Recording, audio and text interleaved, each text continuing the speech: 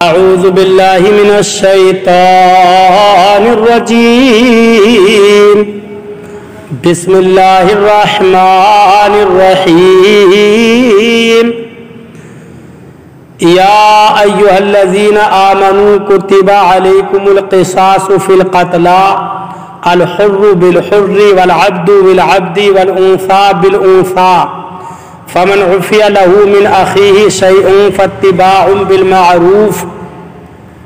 بالمعروف وأداء إليه بإحسان ذلك تخفيف من ربكم ورحمة فمن اعتدى بعد ذلك فله عذاب أليم۔ ترجمہ کنز الایمان۔ اللہ کے نام سے شروع جو نہایت مہربان رحم والا۔ اے ایمان والو، تم پر فرض ہے کہ جو ناحق مارے جائیں ان کے خون کا بدلہ لو، آزاد کے بدلے آزاد اور غلام کے بدلے غلام اور عورت کے بدلے عورت، تو جس کے لیے اس کے بھائی کی طرف سے کچھ معافی ہوئی تو بھلائی سے تقاضا ہو اور اچھی طرح ادا، یہ تمہارے رب کی طرف سے تمہارا بوجھ ہلکا کرنا ہے، اور تم پر رحمت، تو اس کے بعد جو زیادتی کرے اس کے لیے دردناک عذاب ہے۔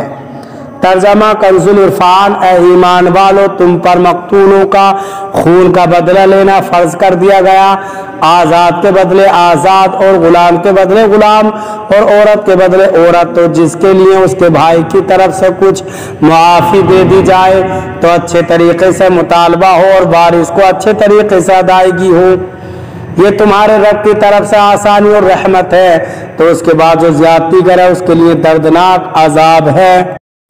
کتب علیکم القصاص فی القتلى، تم پر مقتولوں کے خون کا بدلہ لینا فرض کر دیا گیا۔ یہ آیت اوس اور خزرج کے بارے میں نازل ہوئی، ان میں سے ایک قبیلہ دوسرے سے قوت، تعداد، مال و شرف میں زیادہ تھا۔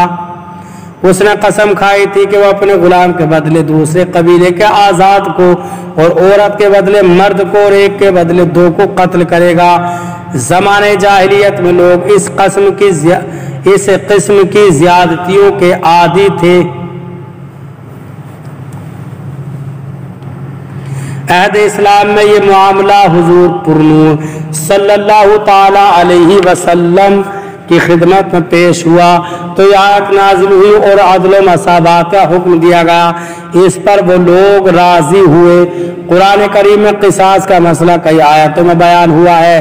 اس آیت میں قصاص اور معافی دونوں مسئلے ہیں، اور اللہ تعالیٰ کے اس احسان کا بیان ہے کہ اس نے اپنے بندوں کو قصاص اور معافی میں اختیار دیا ہے۔ اس آیت مبارکہ اور اس کے شان نزول سے اسلام کی نظر میں خون انسان کی حرمت کا بھی علم ہوتا ہے۔ خلاصہ کلام یہ ہوا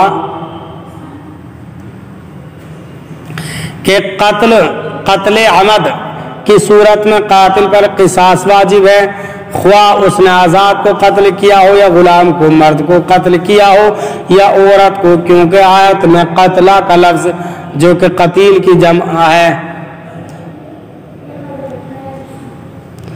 وہ سب کو شامل ہے، البتہ کچھ افراد اس حکم سے مستثنی ہیں جن کی تفصیل فقہی کتابوں میں دیکھی جا سکتی ہے۔ نیز اس آیت میں یہ بھی بتایا گیا کہ جو قتل کرے گا وہی قتل کیا جائے گا، خواہ آزاد ہو یا غلام، مرد ہو یا عورت، اور زمانے جاہلیت کی طرح نہیں کیا جائے گا۔ ان میں رائج تھا کہ آزادوں میں لڑائی ہوئی تو وہ ایک کے بدلے دو کو قتل کرتے، غلاموں میں ہوتی تو بجائے غلام کے آزاد کو مارتے، عورتوں میں ہوتی تو عورت کے بدلے مرد کو قتل کرتے، اور محض قاتل کے قتل پر اکتفا نہ کرتے بلکہ بعض اوقات بہت بڑی تعداد میں قتل و غارت گری کا سلسلہ جاری رکھتے۔ ان سب چیزوں سے منع کر دیا گیا۔ فمن عفی لہ من اخیہ شیء، تو جس کے لیے اس کے بھائی کی طرف سے کچھ معافی دے دی جائے۔ اس کا معنی یہ ہے کہ جس قاتل کو مقتول کے اولیاء کچھ معاف کریں، جیسے مال کے بدلے معاف کرنے کا، کہیں تو یہاں قاتل اور اولیاء مقتول دونوں کو اچھا طریقہ اختیار کرنے کا فرمایا گیا ہے۔ مقتول کا اولیاء سے فرمایا کہ اچھے انداز میں مطالبہ کریں، شدت و سختی نہ کریں، اور قاتل سے فرمایا کہ وہ خون بہا کی ادائیگی میں اچھا طریقہ اختیار کرے۔ آیت میں قاتل و مقتول کے وراثت کو بھائی کہا گیا۔ اس سے معلوم ہوا کہ قتل اگرچہ بڑا گناہ ہے مگر اس سے ایمانی بھائی چارہ ختم نہیں ہو جاتا۔ اس میں خارجیوں کی مذہب کی تردید ہے جو کبیرہ گناہ کے مرتکب کو کافر کہتے ہیں۔ اہل سنت کا عقیدہ یہ ہے کہ گناہ کبیرہ کا مرتکب فاسق ہوتا ہے، کافر نہیں۔ قصاص سے متعلق دو اہم مسائل۔ ایک، مقتول کے ولی کو اختیار ہے خواہ قاتل کو بغیر عوض معاف کر دے یا مال پر صلح کرے، اور اگر وہ اس پر راضی نہ ہو اور قصاص چاہے تو قصاص ہی فرض رہے گا۔ دو، اگر مال پر صلح کریں تو قصاص ساقط ہو جاتا ہے اور مال واجب ہو جاتا ہے۔ مزید تفصیلات کے لیے بہار شریعت حصہ 17 کا مطالعہ فرمائیں۔ فمن اعتدى بعد ذلك، تو جو اس کے بعد زیادتی کرے، یعنی دستور جاہلیت کے مطابق غیر قاتل کو قاتل کرے یا دیت قبول کرنے اور معاف کرنے کے بعد قتل کرے تو اس کے لیے دردناک عذاب ہے۔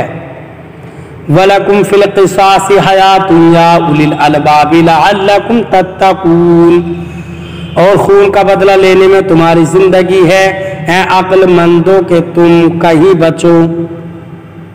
وَلَكُمْ فِي الْقِصَاصِ حَيَاةٌ، خون کا بدلہ لینے میں تمہاری زندگی ہے۔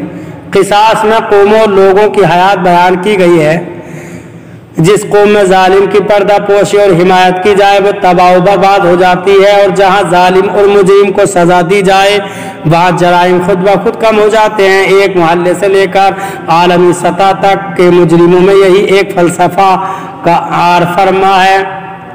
آپ غور کریں تو معلوم ہو جائے گا جن ممالک میں جرائم پر سخت سزائیں نافذ ہیں وہاں کے جرائم کی تعداد اور جہاں مجرموں کو سزائیں نہیں دی جاتی وہاں جرائم کی تعداد کتنی ہے۔ اللہ تعالی ہمیں قرآن پاک پر صحیح معنی میں عمل کی توفیق عطا فرمائے۔ برادران اسلام، آپ تمام ہی حضرات سے گزارش کی جاتی ہے کہ خود بھی قرآن پاک کی تلاوت، ترجمہ اور تفسیر سماعت کیجیے، اپنے عزیز و اقارب اور رشتہ داروں کو بھی شیئر کیجیے تاکہ آپ اس کے ذریعے صدقہ جاریہ کے مستحق ہو۔